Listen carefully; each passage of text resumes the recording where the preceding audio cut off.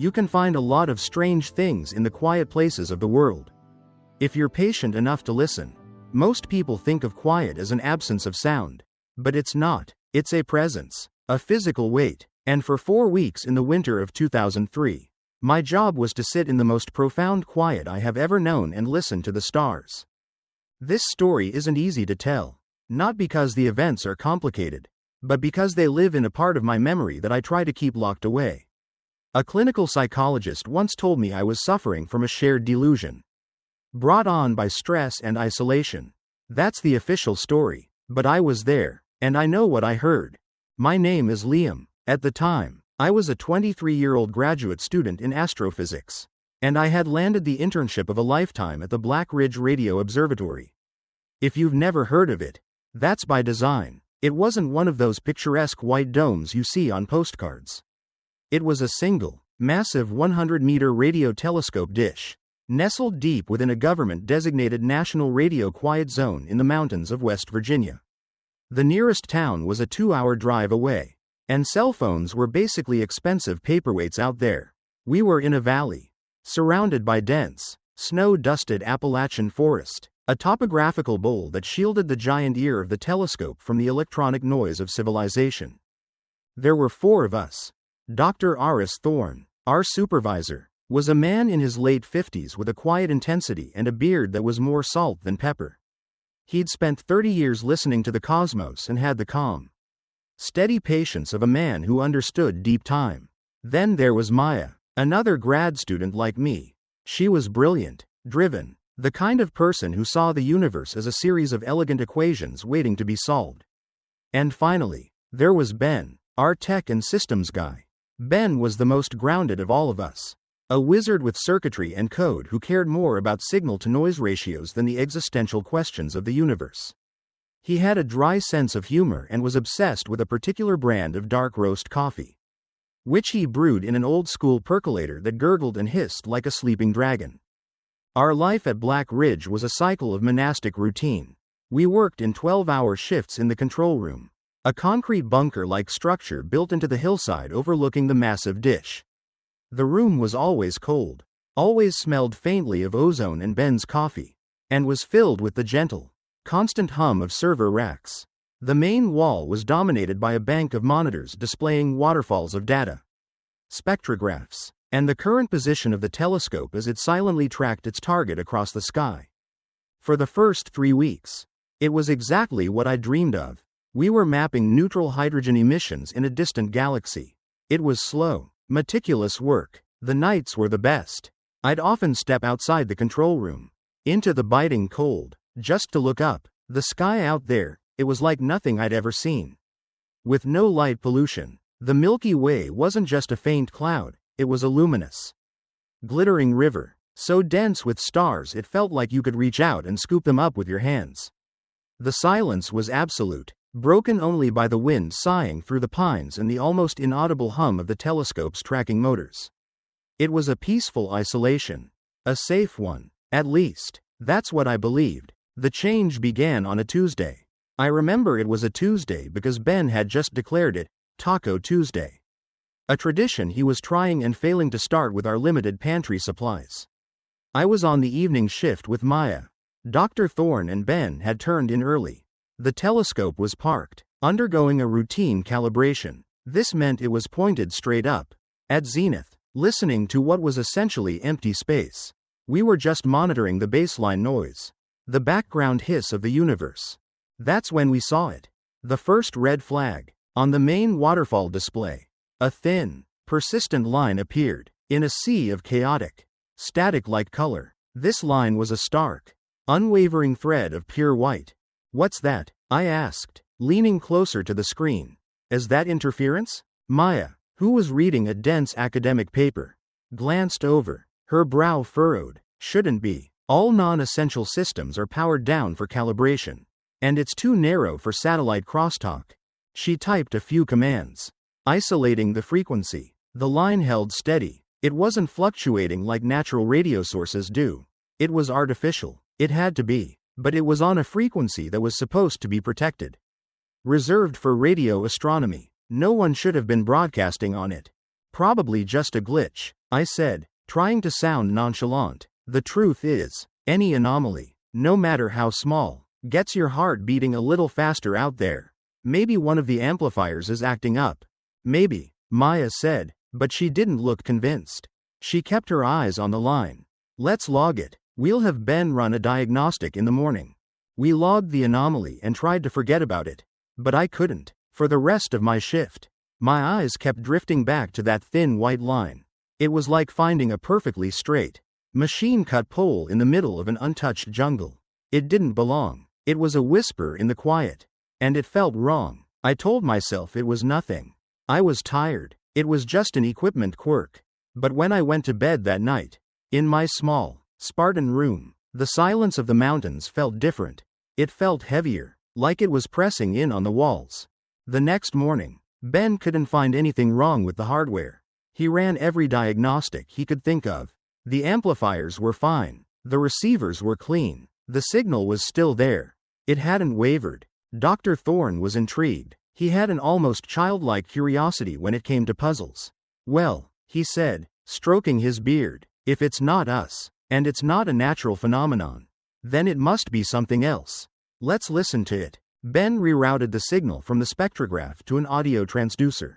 He warned us it would probably just sound like static. He flicked a switch, and the speakers in the control room, which usually sat silent, crackled to life. It wasn't static. The sound was a low, rhythmic pulse. Thump thump, pause. Thump thump, pause. It was slow, deliberate, like a heartbeat. A huge, slow heartbeat. We stood there, mesmerized, the four of us, in a cold room buried in a mountain, listening to a heartbeat from the sky. The excitement was electric. This was it, the moment every astronomer dreams of. It's structured, Maya whispered, her eyes wide. It's a prime number sequence. The pauses between the beats, they're following the primes. 2, 3, 5, 7, 11 seconds. This was the first calculated escalation. A signal with the rhythm of a heartbeat.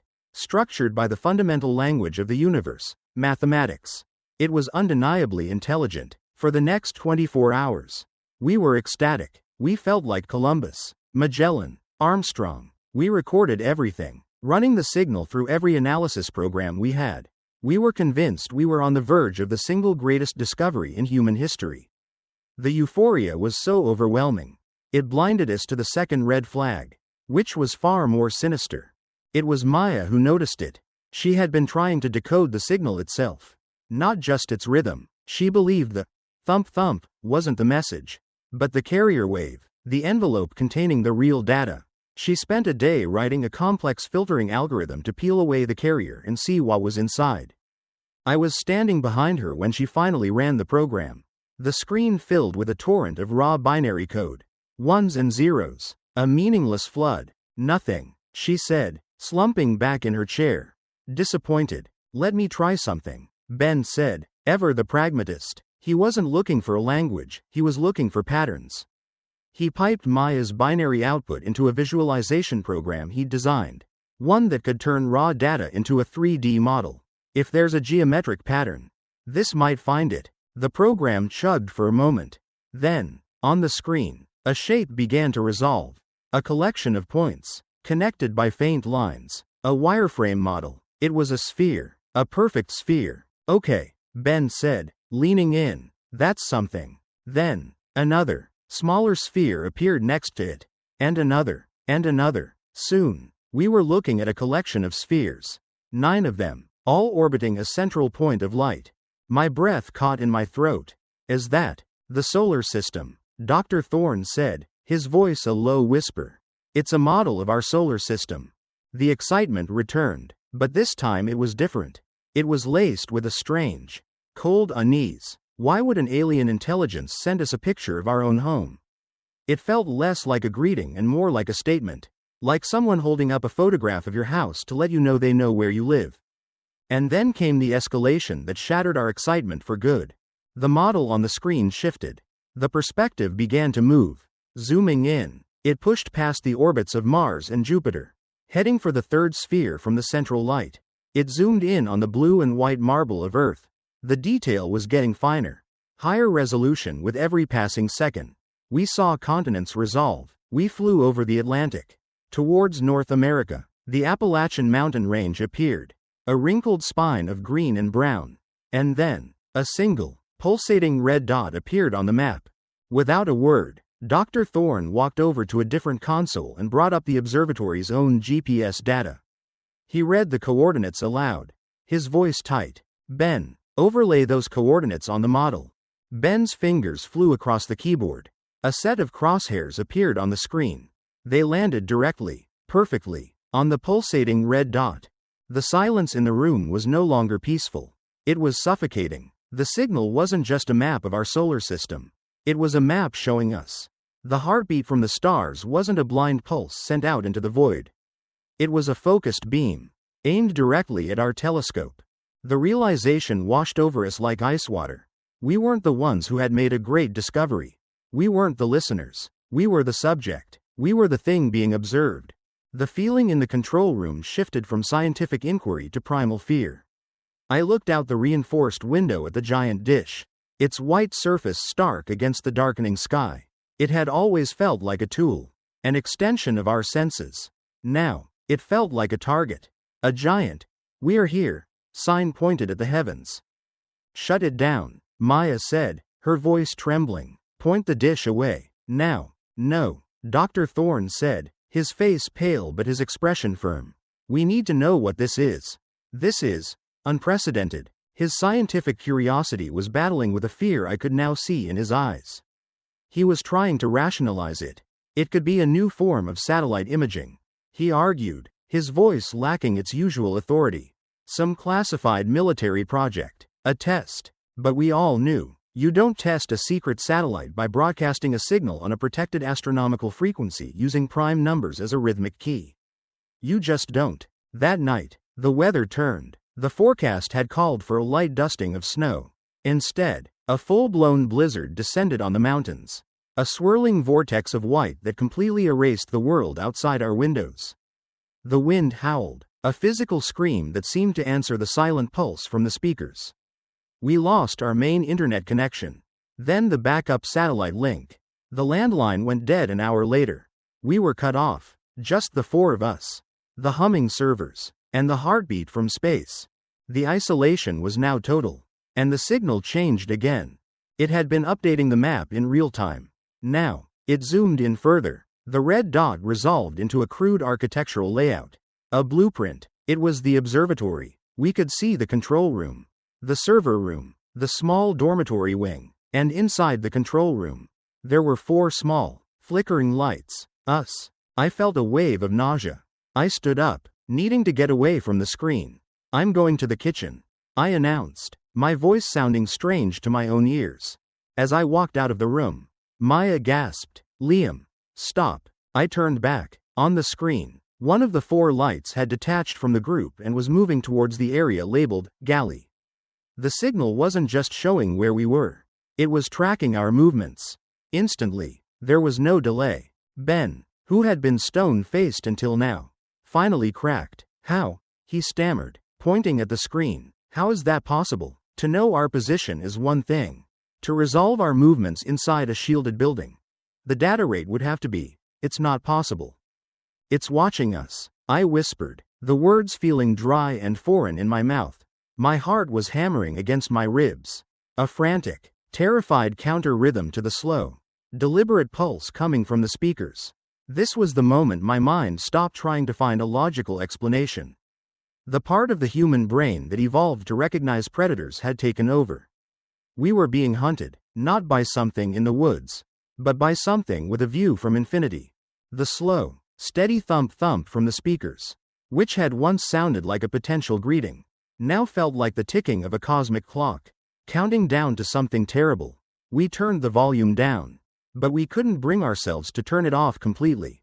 The thought of it still being there, in silence, was somehow worse. The next 12 hours were the longest of my life. We huddled in the control room, a tiny island of light and warmth in a sea of howling snow and cosmic dread. We barely spoke. We just watched the screen. We watched the 4 little lights that represented our lives. Watched as the thing that was watching us proved, again and again, that it saw every move we made. if I scratched my nose, if Maya shifted in her chair, if Ben got up to pace, the corresponding light would flicker, minutely but perceptibly. We were bugs in a jar, and something was tapping on the glass. The final escalation began around 3 a.m.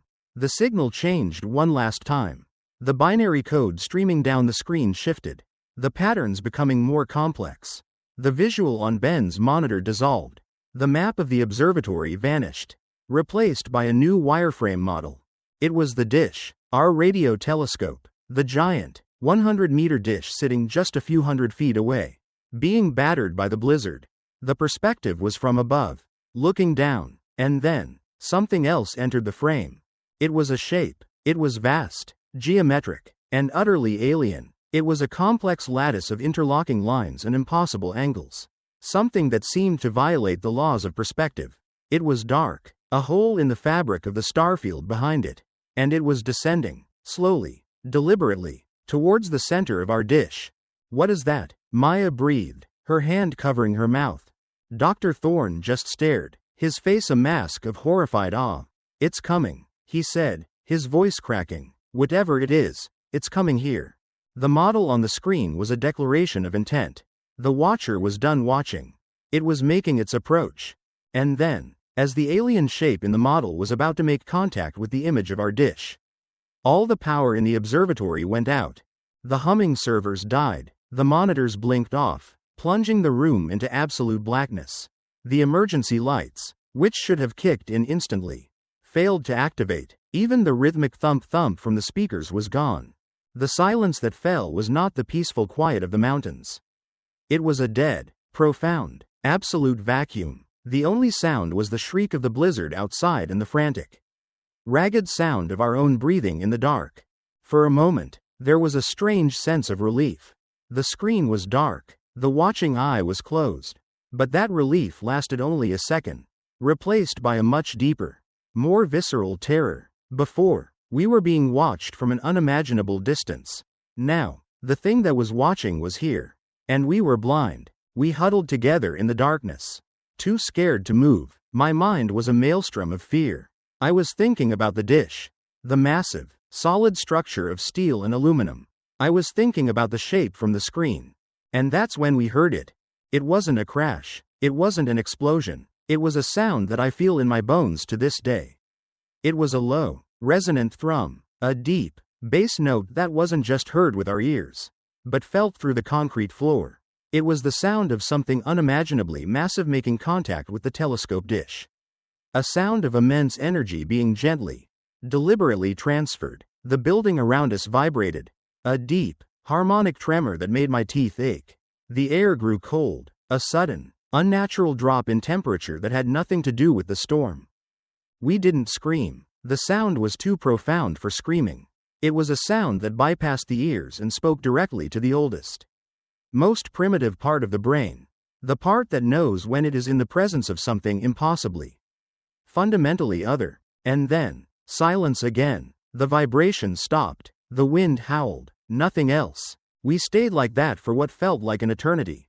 Frozen in the dark. We didn't know if the thing was still out there, perched on the dish. We didn't know if it was trying to get in. Every creak of the building under the force of the wind was a footstep.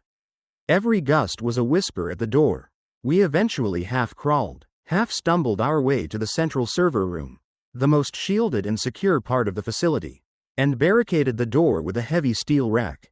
And we waited for the dawn. The snowplows and the rescue team reached us 2 days later. They found the four of us in the server room, suffering from mild hypothermia and acute psychological distress. That was the official term, psychological distress. They asked us what happened. We told them everything. About the signal, the heartbeat, the map, the real-time tracking, the shape on the screen, the power outage, the sound. The investigation that followed was thorough and dismissive. The power outage was blamed on the severity of the blizzard, which had apparently knocked out a primary transformer down the mountain. The emergency generator had failed due to a frozen fuel line. A plausible but convenient explanation. The dish? They found no damage, other than a few panels bent by the wind. No scorch marks. No radiation. No alien materials. Nothing. And the data? The terabytes of recordings we had made of the signal? The logs of our work? The drive arrays were completely wiped. Not just deleted, they were subjected to what the forensics team called a cascade of high-intensity, localized magnetic pulses, effectively scrambling them into uselessness. The official report cited the power surge from the failing transformer as the cause. A 1-in-a-million freak accident. So, the official story was written. 4 highly intelligent, highly stressed individuals, isolated in a remote location, succumbed to a shared delusion, a form of mass hysteria, misinterpreting a series of equipment malfunctions and weather phenomena as something more. Our careers were quietly and politely derailed.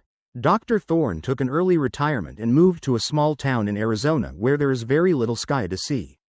Maya left astrophysics entirely and now teaches high school math. Ben works a quiet IT job in the private sector. He refuses to even have a conversation about what happened. He won't look me in the eye. And me? I finished my degree, but I left the field. I couldn't do it anymore. I can't look at the night sky the way I used to. The wonder is gone. The beauty is gone. When I look up at the stars now, I don't feel a sense of infinite possibility. I feel a sense of infinite exposure. The psychologist said we created the story to explain the unexplainable. But they never explained the sound. They never explained how an equipment malfunction could so perfectly mimic a map of our own movements in real time. And they never explained the data logs. You don't get localized magnetic pulses from a blown transformer. Ben told me that, in a rare moment of conversation a year after the incident. Before he cut contact for good. He said it would take a purpose-built, highly advanced piece of equipment to wipe drives like that. I live in the city now. I like the noise. I like the light pollution that blots out the stars. But sometimes, on a quiet night, when I'm walking home and I happen to glance up, I get this feeling. It's a cold, prickling sensation on the back of my neck. The same feeling I had in that control room. The feeling of being watched. They told us we discovered nothing at Black Ridge. I think we discovered the most terrifying truth there is. That the great, silent emptiness of space isn't empty at all. And our persistent, hopeful listening for a sign of life out there? It's based on a flawed assumption. We assume we're the ones doing the listening. We never stop to consider that we might just be the most interesting thing to watch. And what happens, on a long enough timeline, when the watcher gets bored and decides to get a closer look?